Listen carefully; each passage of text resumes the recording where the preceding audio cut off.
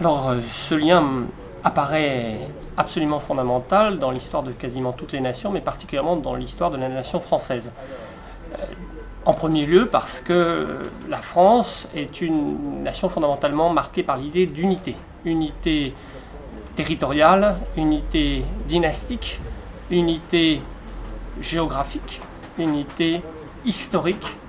unité culturelle et spirituelle. Et les hommes qui ont contribué à maintenir et à manifester cette unité, essentiellement, étaient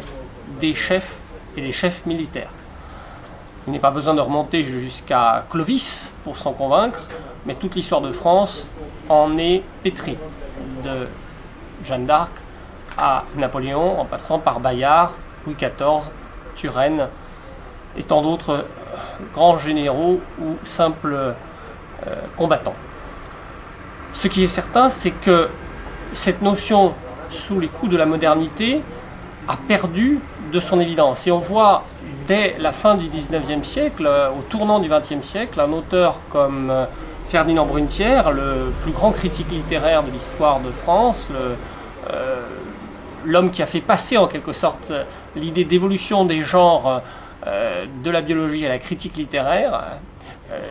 s'inquiétait avec force et angoisse même de cette remise en question fondamentale du lien entre la nation et l'armée. À l'époque où il prononce l'une des 7 conférences que j'ai eu le bonheur de rééditer dans le cadre de cet ouvrage Discours de combat, donc publié aux éditions de l'Infini, dans le cadre de cette conférence prononcée le 26 avril 1899, Brunetière s'étonne très fortement des mises en cause de plus en plus fortes et chroniques qu'opèrent un certain nombre d'intellectuels par rapport à la nation et à l'armée, ou plutôt au lien entre la nation et l'armée. Il est le tenant pour sa part d'une conception fondamentalement démocratique de l'armée, une conception qui va avoir pour conséquence de mettre en avant le caractère absolument méritocratique et en même temps égalitaire de l'armée, qui joue de ce point de vue le rôle de grande niveleuse. Non pas du tout qu'elle fonctionne comme une sorte de vaste faucheuse, comme celle que l'on a vu mise en œuvre dans le cadre des démocraties de masse, des démocraties populaires, des régimes communistes ou nationaux-socialistes, mais au contraire parce qu'elle est une armée qui sait reconnaître les valeurs de chacun et en même temps, dans son recrutement, ne faire exception de personne. La conception qu'il a de l'armée, c'est une armée qui soit capable précisément de rassembler dans un même creuset des hommes venus de tous horizons, de toutes conditions, sans exception aucune. Il ne s'agit en aucun cas de reconstituer une armée de la masse qui serait réservée aux plus pauvres et dont pourraient aisément s'exempter les fils de riches, comme c'était le cas sous Louis-Philippe ou sous Napoléon III. Et c'est la raison pour laquelle il est, de manière peut-être un petit peu idéaliste, le partisan d'une armée fondamentalement nationale et en même temps fondamentalement démocratique en cette fin du XIXe siècle, à une époque même où les socialistes d'une part l'attaquent bille en tête et où d'autre part un certain nombre de grands patrons ou de censitaires, de partisans de la conception censitaire de la nation, eh bien, se dégagent de l'obligation militaire.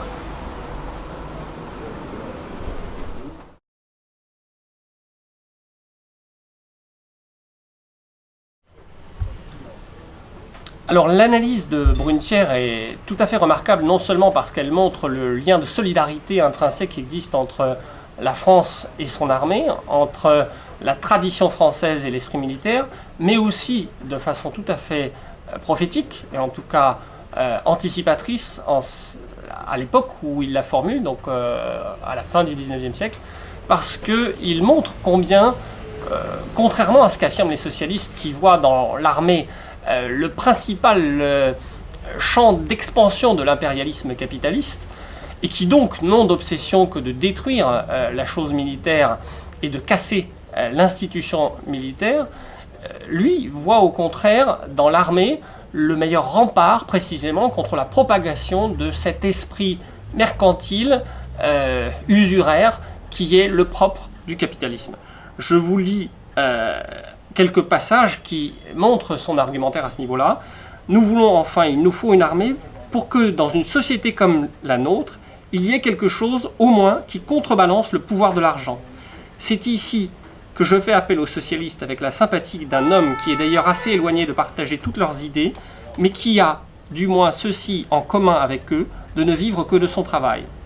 Suis-je, en tant qu'intellectuel, une classe dirigeante? Je n'en sais rien, répond Brunetière. Mais ce que je sais bien, c'est que j'ai, sinon la haine, du moins la défiance instinctive et invincible de la plutocratie. Et je dis à ceux de nos socialistes qui s'exaltent, pour ainsi parler, dans la défiance de l'institution militaire, je leur fais observer que le terme nécessaire, inévitable et dernier de cette politique économique, financière, industrielle, commerciale vers laquelle on les pousse, donc les socialistes,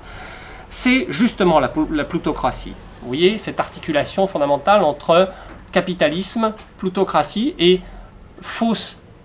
résistance que pourrait manifester le socialisme. Vous accusez l'armée, comme on dit dans vos congrès, d'être l'instrument du capitalisme. Et non seulement elle ne l'est point, mais c'est elle qui, en limite, au contraire, les excède. Et dans un temps comme le nôtre, c'est elle, contre la tyrannie matérialiste de l'argent, qui demeure notre principale et presque notre unique sauvegarde. Pourquoi? Parce que l'armée met en avant des codes et des schémas de valeurs qui n'ont rien à voir avec ceux de l'argent. La logique du capitalisme, la logique usuraire, nous dit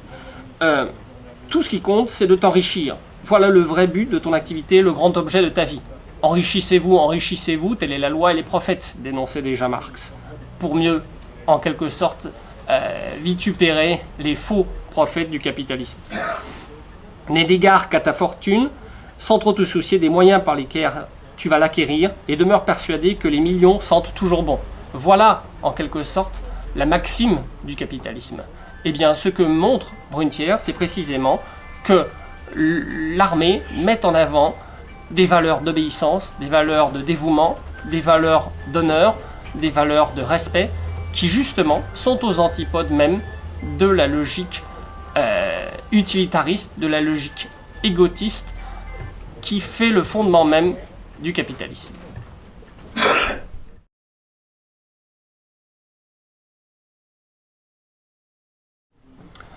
C'est une très vieille histoire, mais si l'on remonte à la genèse même des socialismes, et si l'on regarde ce qui constitue leur corpus, on voit très nettement que l'idée d'unité qui fonde l'accord même, la communion dans l'idée de patrie,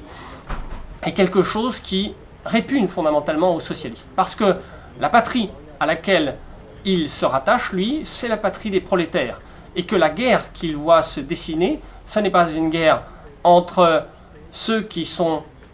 les membres d'une patrie et ceux qui en sont les ennemis, mais c'est une guerre qui opposerait par nature ceux qui sont les possédants et ceux qui sont dépourvus de toute propriété, ceux qui n'ont d'autres moyens pour subsister que de vendre leur force de production. La patrie du socialiste, c'est précisément ce qui fonde son internationalisme, eh bien c'est la commune souffrance des prolétaires. On voit à partir de ce moment-là pourquoi les socialistes, tout au long du XIXe siècle, n'ont pu adhérer à l'idée même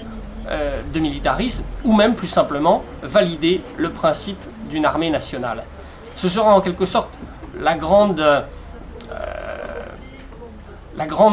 dialectique, le grand tour de passe-passe sophistique d'un Jaurès, que de faire croire que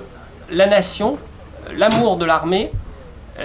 est compatible avec la promotion de l'internationalisme socialiste. En réalité, cela n'a été possible, et il faut bien se souvenir à quelle date Jaurès publie ses publications consacrées justement à ce lien entre l'armée et la nation et le peuple. Eh bien, cela n'est possible qu'à partir du moment où les socialistes auront, en quelque sorte, conquis les principaux postes politiques, les principaux axes, les principaux centres de domination, et où, dès lors, ils auront pu s'assurer, en quelque sorte, de la neutralité de l'appareil militaire, voire de son inféodation progressive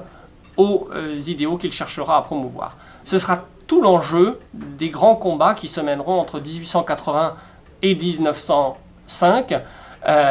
autour du contrôle de l'armée républicaine. Car rien ne faisait plus horreur aux théoriciens socialistes que ces armées de hobereaux ou de petits seigneurs telles qu'elles se développaient en Allemagne et telles qu'elles allaient structurer fondamentalement la Prusse, ou même plus simplement que cette armée de vieux aristocrates attachés à l'idée de loyauté, de service de la nation, nostalgiques de la monarchie, souvent professant une foi catholique sincère, mais qui de ce fait leur apparaissaient comme des ennemis tout désignés de la foi républicaine. Donc à partir de ce moment-là, dans leur esprit, qu'il s'agisse des socialistes allemands, Bebel, Liebknecht ou Marx, ou des socialistes français, Gued, Jaurès, il leur apparaissait impossible d'embrasser en quelque sorte la cause militaire, d'autant que, à leurs yeux, celle-ci empêchait précisément l'affirmation de l'unité prolétarienne et l'avènement de la société sans classe. Les choses vont effectivement radicalement changer à partir du moment où, via le jeu parlementaire, les socialistes réussiront à mettre le pied dans la machine républicaine et du coup à s'assurer le contrôle en quelque sorte d'une partie de l'état-major de l'armée. Mais ceci, dans presque tous les pays où le socialisme se sera imposé, ne se sera jamais fait sans la mise en œuvre d'un certain nombre de purges ou, de façon beaucoup plus hypocrite pour la France, l'établissement de fiches qui permettront d'envoyer en première ligne au front dès 1914 un certain nombre de généraux ou de soldats qui seront connus pour leur loyauté à l'idée monarchique ou leur fidélité au catholicisme. Donc on voit bien comment, fondamentalement, il existe une ambiguïté historique dans le rapport qu'entretiennent les socialistes par rapport à l'idée d'armée, tantôt vu comme un affreux démon qu'il faut exorciser et qui empêche précisément, qui est le bras armé en quelque sorte du capitalisme, et tantôt au contraire comme le protecteur absolu derrière lequel les intellectuels souvent démunis que sont les penseurs socialistes se réfugient dès que la nation est en danger. C'est en fait ce que l'on verra de manière extrêmement claire se manifester aussi bien dès 1914 avec la ruine en quelque sorte de l'idéal jaurésien d'union des travailleurs et le ralliement aussi bien des socialistes allemands que des socialistes français à la cause nationale via le vote des crédits de guerre, que plus récemment, lorsque on a pu voir l'effet de torpeur créé par les attentats de Paris du 7 janvier 2015 et ce ralliement soudain de gens qui étaient théoriquement de tradition antimilitariste, voire ou en tout cas pacifistes, voire antimilitaristes, et qui soudain se sont déclarés épris d'amour, ou en tout cas les plus résolus défenseurs d'une police et d'une armée dont on ne connaissait pas si fidèle soutien jusqu'alors.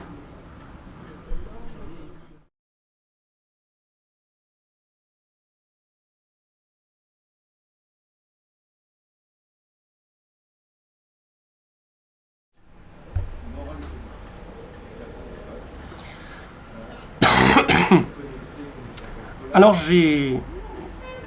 décidé d'écrire un ouvrage consacré essentiellement à l'école, que j'ai sous-titré, donc j'ai intitulé De l'école et que j'ai sous-titré De sa destruction programmée et des moyens de l'en empêcher, parce que c'est là un sujet qui me tient d'une part tout particulièrement à cœur et que j'ai travaillé dans la durée en tant qu'enseignant, en tant que chercheur depuis plusieurs décennies. Il me semble que la crise de l'école telle qu'elle s'exprime et se déploie en France depuis désormais au moins 3 décennies est l'une des sources les plus manifestes de la crise morale et politique que nous vivons aujourd'hui. J'ai donc cherché dans cet ouvrage, paru donc aux éditions de l'Infini, à comprendre comment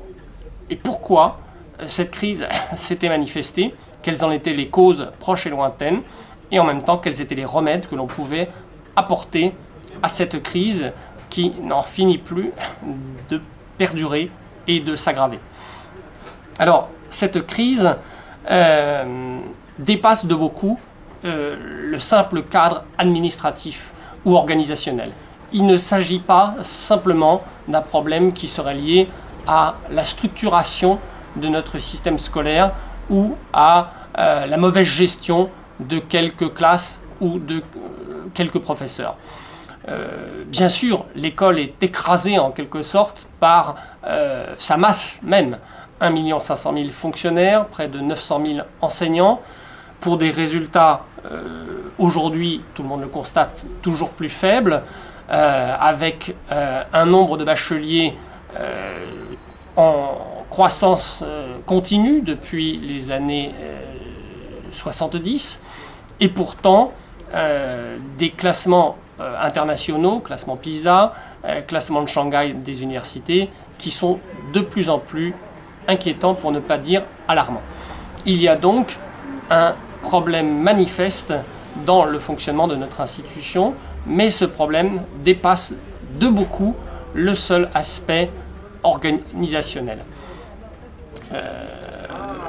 L'erreur et la faute des syndicats en matière scolaire a été précisément de systématiquement nier les dimensions spirituelles,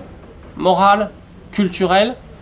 ou anthropologiques de cette crise pour ne se rattacher qu'à des causes matérielles ou financières.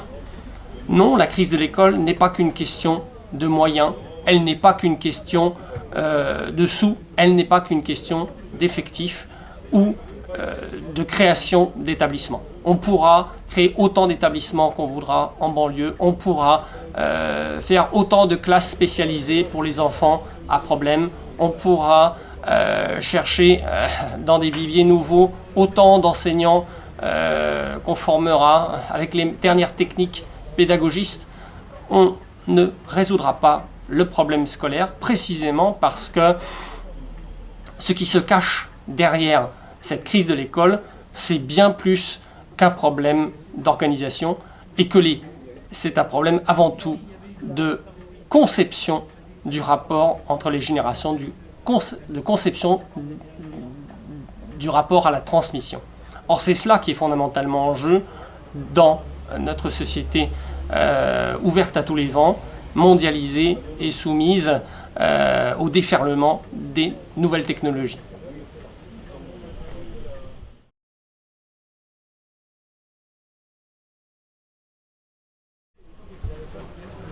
Alors les sources institutionnelles de la crise de l'école, elles sont nombreuses et pour un certain nombre assez facilement identifiables. Les premières, bien évidemment, on peut dire d'une certaine manière, c'est précisément d'abord et avant tout le désintérêt politique pour la chose éducative. Contrairement à ce que l'on pense, et en proportion inverse en quelque sorte de l'augmentation sans fin du budget de l'éducation nationale, les années 70, 80, 90 ont été marquées par un effondrement de la réflexion sur la question éducative et par la mise en exergue d'un certain nombre de pseudo-penseurs qui n'ont fait qu'aggraver la situation et que compliquer en quelque sorte le débat. Le choix des mots lui-même est déjà révélateur. L'abandon même du principe de l'instruction publique était déjà à lui seul un révélateur. Il était la marque d'un renoncement de l'État à cette mission première et simple qui s'appelait la mission d'instruire. Or, lorsque l'on a prétendu substituer à l'instruction, qui est une transmission de savoirs fondamentaux et de codes permettant de vivre et d'assumer sa condition d'homme et de citoyen libre, lorsqu'on a préféré substituer à cette mission celle d'éducation nationale, on a fait deux choses. D'une part, on a rompu le lien fondamental qui s'était établi plus ou moins explicitement entre les parents et l'État et par lequel les parents conservaient d'autorité le magistère éducatif, mais le déléguaient de manière secondaire et temporaire à l'instituteur. Et d'autre part, on a érigé l'État en un tout à la fois une sorte de super magistraux et de Big Brother chargés de régir et de former les comportements de l'individu du berceau jusqu'à la mort. Il y a eu là un saut qualitatif qui n'est pas loin de rapprocher le fonctionnement actuel des tentations totalitaires. Or, on n'a pas mesuré suffisamment à quel point ce glissement sémantique cachait en réalité un véritable séisme philosophique et intellectuel. Donc il y a véritablement eu d'abord un renoncement politique majeur qui s'est ressenti très fortement dans l'institution elle-même, au sein du corps enseignant lui-même, cette transition s'opérant de multiples manières, à travers le déclassement complet du corps enseignant et sa déconsidération tout à la fois économique et sociale, mais aussi à travers sa perte de prestige moral, ce qui est beaucoup plus grave. Ensuite, à travers l'absence de défense du corps enseignant par la hiérarchie administrative dans un certain nombre de cas emblématiques. Et enfin, à travers la réduction même du statut d'enseignant, d'instituteur ou de professeur d'université à celui extrêmement finalement prosaïque de prof. La réforme des IUFM de 1989, vous le savez, a supprimé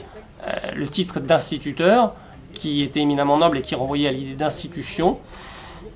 pour, par égalitarisme démagogique, lui substituer celui de professeur des écoles, notion qui désormais qualifie tout aussi bien l'enseignement qui enseigne en maternelle qu'en primaire, ou bien, lorsqu'il est capétien ou agrégé, l'enseignant du secondaire, professeur du second degré. Ce vocable étant unifié à travers cet acronyme prof qui,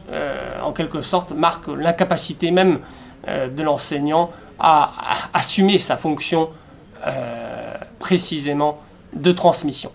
Or, il y a là quelque chose qui est absolument décisif pour comprendre ce qui s'est joué à bas bruit, mais de manière extrêmement efficace depuis maintenant 40 ans.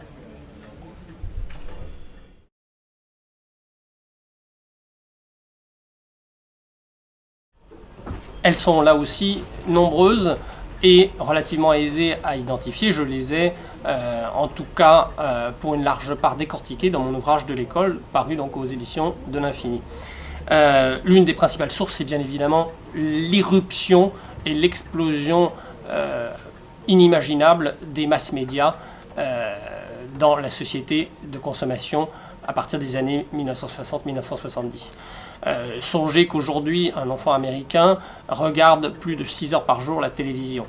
Donc en termes d'engrammation cérébrale, en termes de formatage, la télévision occupe par semaine ou par année un volume supérieur à celui qu'occupe l'enseignement officiel sur les bancs de l'école. Donc ce seul élément est déjà un révélateur. Ensuite, on a eu une adaptation même des comportements à ces schémas télévisuels dominants avec tous les habitus qui vont avec. Lorsque les élèves sont à la récréation, ils ne parlent pas de leur dernière lecture ou du dernier renseignement qu'ils viennent de recevoir. Ils parlent de la dernière série qu'ils ont vue la veille ou du dernier film qu'ils vont aller voir ou le lendemain. Donc on voit bien que l'irruption massive des mass médias, leur présence de plus en plus massive dans les foyers et dans les consciences est un des éléments clés qui a permis en quelque sorte à de nouveaux maîtres de prendre le pouvoir sur les anciens et en quelque sorte de se substituer aux éducateurs légitimes. Alors ce phénomène est allé de pair avec le le développement de tout un ensemble de mécanismes de conditionnement pavlovien qui précisément ont eu pour but de transformer le petit homme en un futur consommateur docile et passif. Donc le matraquage publicitaire, le conditionnement télévisuel, la multiplication des séries abétissantes, de Dallas à Dynasty, en passant par Vive la vie, aux jeux les plus débilifiants, ou pire encore, aux émissions de télé-réalité dont sont gavés aujourd'hui les enfants de 5 ans à 18 ans, tout cela a été dans le sens de la promotion d'une humanité décérébrée, sans repères et surtout sans racines intellectuelles et culturelles. Donc là, il y a eu un immense facteur de déstabilisation qui joue pour une très large part dans l'effondrement des systèmes scolaires en Europe et en Amérique du Nord. Alors bien sûr, il y a quelques exceptions, puisqu'il y a un certain nombre d'individus ou de communautés qui ont refusé d'être les victimes de ce type de dispositif et qui ont donc créé leur propre système de transmission. Mais précisément, lorsqu'on les étudie de près, on s'aperçoit qu'elles fonctionnent selon des codes et des schémas qui sont extrêmement éloignés, pour ne pas dire radicalement opposés à ceux qui sont promus par les médias dominants. L'autre grand facteur culturel qui explique, à la fois culturel et anthropologique, l'effondrement du système scolaire, c'est bien évidemment la déstructuration de la famille. À partir du moment où on a tué le père, en quelque sorte, où on en a rendu, si ce n'est impossible, du moins de plus en plus difficile l'exercice de la paternité, il est évident que le modèle même tout à la fois de la transmission et de cette verticalisation des rapports hiérarchiques entre les individus a disparu, et du coup l'autorité naturelle que l'enfant doit au maître a disparu de son côté. Donc il y a un lien manifeste entre l'effacement du père de la conscience occidentale et l'effondrement du système scolaire au XXe et au XXIe siècle, à partir, disons, des années 70.